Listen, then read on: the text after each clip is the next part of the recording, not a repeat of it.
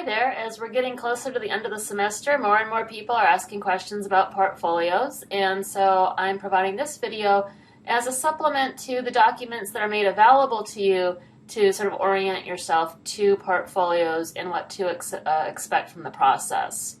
You'll see that I actually have week 13 pulled up on the screen right now, and that's because that's where these things are specifically assigned to you. But I want to point out that in most cases, you're going to be taken, there's also a link here in the major assignment overviews that has the portfolio's overview. Okay, and it talks a little just about the portfolio in general and what is required for that. I've talked before in recent grading emails about the fact that you have to have a C- or better in the class prior to portfolio submission in order to be eligible to submit your portfolio. So you have to be passing the class in order to submit a portfolio. And you'll be informed and it will be confirmed in the last week of the semester that that's the case for you. And I'll notify people who aren't eligible by email when it becomes evident that that's the case. Okay, so please keep working and building your grades so that you can be eligible to submit your portfolio and avoid not having that opportunity. And in any case, the documents within this, and you'll see that this video is going to be the first resource I'm providing about this, but there's a number of documents here that are available to help you understand the process. The first one is the portfolio content and format. And you'll see that these documents are going to be in PDFs, and you may have to download them to your desktop like this one sort of made me do. But in these documents, they're talking about what's included in your portfolio. And I mentioned a little bit about this before, but your portfolio is going to consist of a cover letter, and we'll go into that in a little bit more detail in just a minute, and 2 to 3 submissions of final drafts. And so these submissions, as they're called, could be essays number 1, 2, and 3, or perhaps an analytical response that's significantly revised in order to be submitted in the portfolio. And a lot of that determination is going to be based on the fact that your portfolio, as you'll see here in the 4th bullet under the content section, needs to be 14 minimum pages, full pages of text, up to 16 pages. And so whether you include 2 or 3 pieces or submissions in your portfolio may be based on how long those essays and those analytical responses are that you've included. Okay, but the idea is for you to have some choice, because what you want to be submitting at this time is your best work. During the semester, you've been graded and scored on completion of activities, of progress made, of your response groups, your conferences with me. So doing the work has been the basis of your grading for that. At this point in time, you're going to then finally be graded on the quality of your work, and that will be on the basis of what you present as your best work to the committee. Okay, so the information in this tells you about the format, and a lot of it is related to the actual physical layout of your document. It talks about the fact that you need to have double spacing of your essays and that you need to use Times Roman or Times New Roman font. You need to have 1-inch margins on all sides. You're going to need to have a header at the top of your page. And actually, if you page down to the 2nd page of this, you'll see a little bit about formatting. Your cover letter is a little bit different. It is going to be business letter format, which is single-spaced. And this right here would be a page and about 2/3. Okay, when we're adding this, we are counting full pages of text. This is not, the 2nd page of this letter is not a 2nd page of the portfolio. I'd say it's more about 1 2/3 pages because it's not completely filled. Okay, so just because you make it on to the next page doesn't mean that you're going to have it count. And then you'll see a properly formatted essay. Okay, it's a little bit of a variation. Unlike MLA format where you have your name, your instructor's name, the class, the date, you're only going to include the date here because you're not including your name or the instructor's name in your portfolio. Okay, and so I'll be talking a little bit about choosing portfolio numbers in a little bit as well. but you'll see this here. And this header up here has your portfolio number and your page number. And this needs to be within the 1-inch margin. This isn't something you type on the top line of the essay. This is actually in the margin of the essay. Okay, so this first document is primarily concerned about the actual formatting and making sure that what you submit meets the minimum requirements for the portfolio. Okay.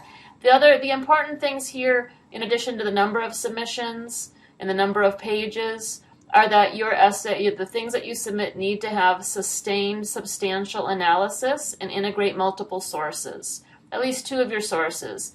And that's what leads me to suggest that at least 2 of your submissions will be essays. And your essays, the assignments that you've been giving and what you've been expected, should help you meet this standard because they have required multiple sources. They do require analysis versus information reporting. You'll also be writing a cover letter that shows writing self-awareness, and I'll talk about that in just a minute with the cover letter information. Okay. So take a minute to review this content and see how this fits and what you have to do to meet these standards. And you might want to pause the video to take a closer look and then move on to the next thing on the portfolio overview, which is the portfolio cover letter. Okay. And the cover letter I mentioned is a piece of your portfolio. It is counted in the page total, and although it is single-spaced instead of double-spaced, and it still counts, a single-spaced page is a page. It doesn't count twice as long because it's single-spaced. The cover letter, the one that I showed you, was short of the minimum requirement, actually. It was just being used to show you the actual format in that case. We expect portfolio cover letters to be at least 2 pages, single-spaced in length. And they can go up to 3 pages. It's up to you. I do find that most students manage to do a pretty good job with the cover letter in 2 pages, and just maybe a little bit over in that case. It talks here about the fact that we want you to call your essays by title. That helps us to, you're going to have them in there. We can look quickly through and see the essays by title when you're referring to them. And then what the really important thing is, the third bullet, is that your letter is going to provide analysis of your essays. Meaning it's not just going to summarize them and say, oh, well, this essay is about this, and it's about this, and we're going to be reading it, so we know what it's going to be about when we get there. What we want you to do here is identify your strengths in your writing, your weaknesses in your writing, really the same things that I ask you to do in every conference that we have for an essay. Really thinking about yourself as a writer and demonstrating that you know what challenges you face and what you do a really good job with. And if you feel uncomfortable talking about your weaknesses, you might talk about how you work to overcome those weaknesses during the course of the semester.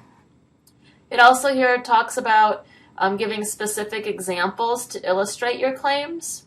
So if you say that over the course of the semester, I really improved my thesis statements, you could quote an early thesis statement and then talk about the revised thesis statement and quote that and talk about why that's so much better.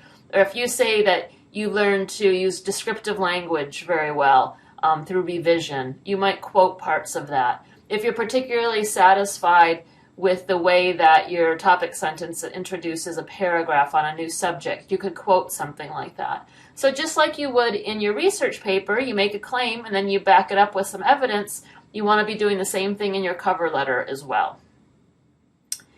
The other things to talk about here are the writing process. So you went through a process of writing, revising, getting feedback, editing. Okay, talk about it in your cover letter as well.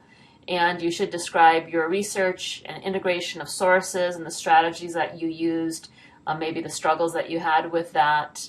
And do think about the fact that what you've included in your portfolio was written to accommodate audiences. And this might be a place where it would be worth talking about. I wrote this essay for this specific audience, right?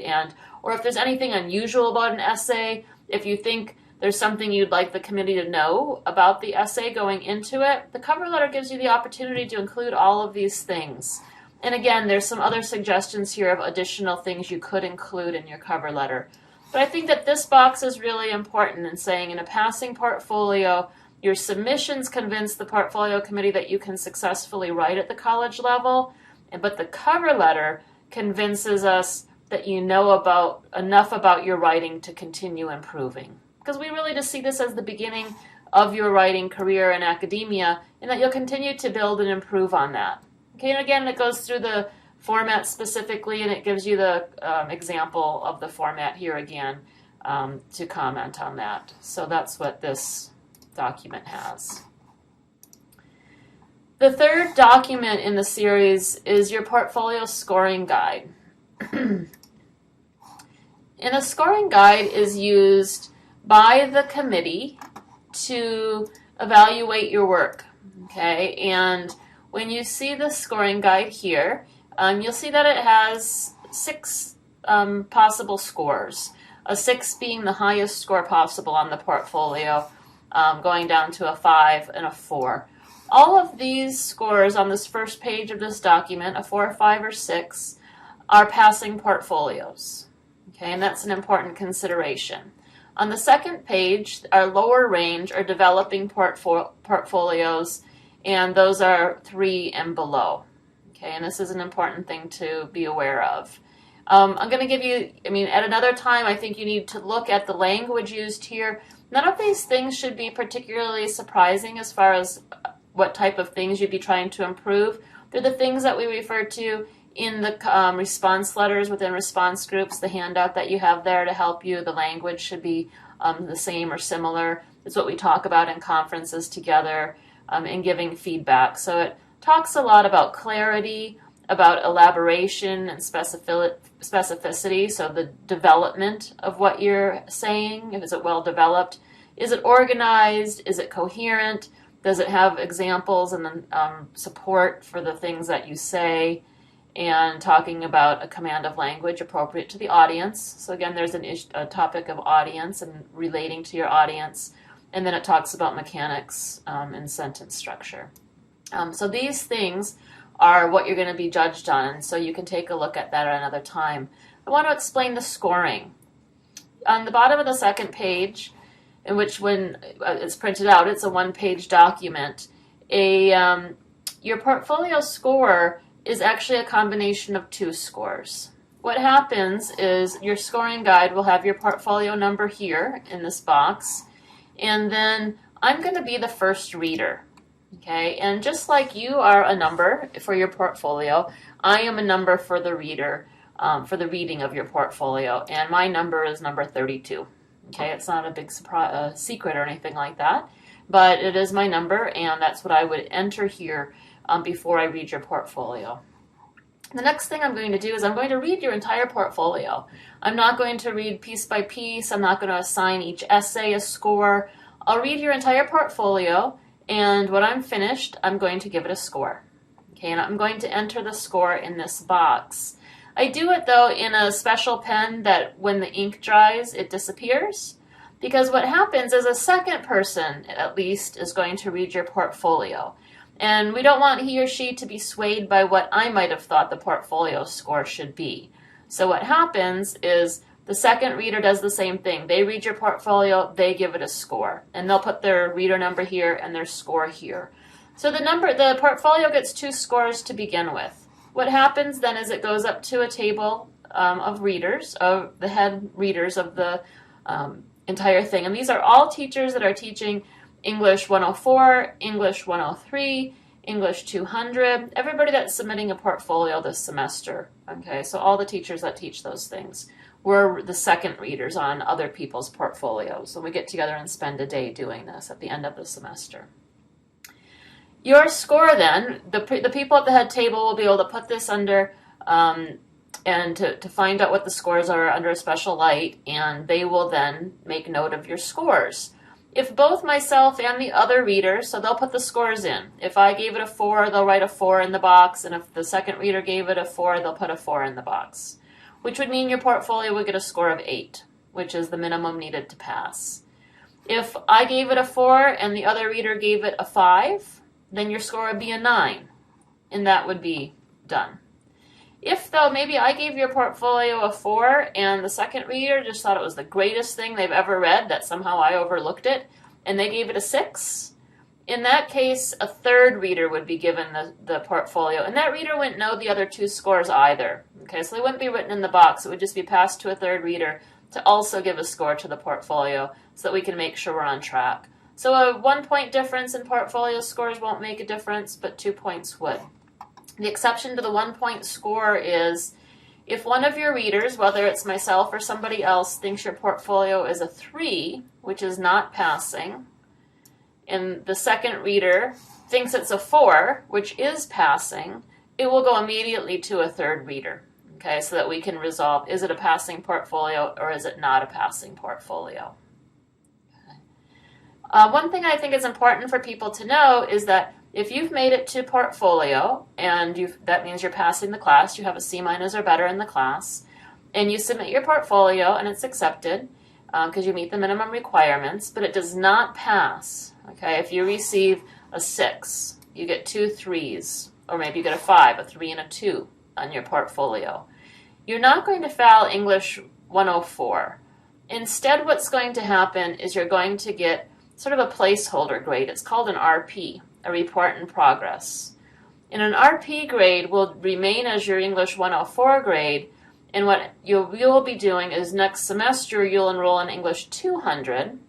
And English 200 is a revision workshop where you will spend your time revising your essays, getting more feedback from the instructor of that class, engaging in class activities there, in order to, in some cases, writing a new essay if you're unhappy with one of the pieces that you've included in your portfolio, and preparing to resubmit your portfolio to the committee again next semester. You will have the opportunity in English 200 to actually submit your portfolio at mid-semester if you meet all the course requirements and are ready to do so, or you'll submit it at the end of the semester. And that's a really great thing, that you're not going to, if you make it to portfolio submission, you're not going to receive a failing grade in the class regardless of the outcome of the portfolio. I mean, you do hope to pass the portfolio, of course, and complete the course, and then your grade is complete and you've completed your written communication requirement for your GE. But if not, in most universities I've been at, you have to retake English, the equivalent of English 104. So you'd have to go through an entire new sequence of reading, of essays, of assignments. In this case, you'd only have to go into English 200 and work to resubmit your portfolio. If you have questions about that, or if that does happen to you, if you submit your portfolio but don't end up passing the portfolio, I'd be happy to talk to you about that at a later time, what that means. Okay. The final thing I've included here, number 5, I do so with a little bit of hesitation. I have included some sample portfolios, and you see that this one says sample portfolio 8.1, sample portfolio 8.2. This means that this portfolio both of these portfolios got scores of 8. Okay, that's why I've called them portfolio 8.1 and 8.2. So they each got 2 scores of 4. Both readers said that they received a 4. There's 2 sample portfolios for 10s, which would be 2 5 scores, and there's 2 portfolios for 12s, which would be 2 6 scores, which are the best that you can get on this. I don't have any samples of 6 portfolios right now. I've asked my colleagues and I'm trying to find some. If I can find a non-passing score, what usually happens is with non-passing portfolios, students come to my office, they collect their portfolio, they take that with them to English 200, and so I don't have any copies on hand, and so I can't scan them and put them up here for you. These portfolios have all been used with the permission of the students, by the way. I didn't just choose portfolios and randomly do it. And that's the other challenge. I do have a couple 6 portfolios on hand, but I don't have the permission of the student to use them. And so, of course, I can't share them with you. When you click on these portfolios, a few things. A lot of these are a little bit older. These portfolios, and you're going to see some things, some shorter cover letters. This cover letter, well, this one actually does happen to go onto the 3rd page, so that's nice. But you'll see the formatting is correct in this one. This is an 8 portfolio, so this student did pass. An 8 is the lowest grade possible for passing on the portfolio, but it's a solid score. Basically, an 8 means that you met the requirements for English 104. Okay, so I think that's important to understand. I would say that most of the portfolios in here are probably 2 or 3 years old, and I don't think that they're the best representatives of English 104, which actually now includes a little bit more of a strong requirement of research and a lot of these things that weren't necessarily as key to the class in the past before we revised the class as a program. This is the first semester where students are either taking English 104 or they're taking the two-semester option of 102 and 103. And so I sort of hesitate to share these portfolios because I don't really think that they are as strong as, like that 12 portfolio might not be as strong as what would be expected this semester from our 12 portfolios. But they're pretty representative, and I think that they, at least if by looking at the 8s, the 10s, and the 12s, you should be able to see the differences between the different levels and be able to compare those to the scoring guide that I provided you, should you desire to do that. That's really it. I'm going to be, in week 13, I'm going to be asking you to submit a properly formatted essay for portfolio, which will be, you'll be using this content and format guide to do that, and you'll be uploading an actual document. I don't usually take attachments, but in here I'm going to use Moodle to do a document upload that will sort of make that possible. And in week 14 of the semester, I'm going to be asking you to upload your actual draft document of your portfolio. And I'll be asking you to put all of your essays in one document, your cover letter with a page break, and then essay, the first piece that you're submitting, and then a page break, and the second piece, okay, and that type of thing. And as we get closer to that, we'll be doing that. But if you have questions about the portfolio, please do ask me at any time. You can send me an email. I'm happy to respond to that. I'll also be having open office hours during week 14 and then the Monday and Tuesday of week 15. Your portfolio is due on Tuesday of week 15 of class. But on the week before that in week 14 and then those 2 days before it's due, I will be having open office hours where you can drop by and get feedback from me. You could email me. I'll try to keep the virtual conference or virtual office open during that time, so you could contact me that way. You could even call me on the phone if you have a question. My extension is there on the Moodle sidebar with my contact information. So there'll be a lot of places for you to get in touch with me and find out more about portfolio, but I'm happy to answer your questions and your emails at any time. Thanks a lot, and good luck with your portfolio.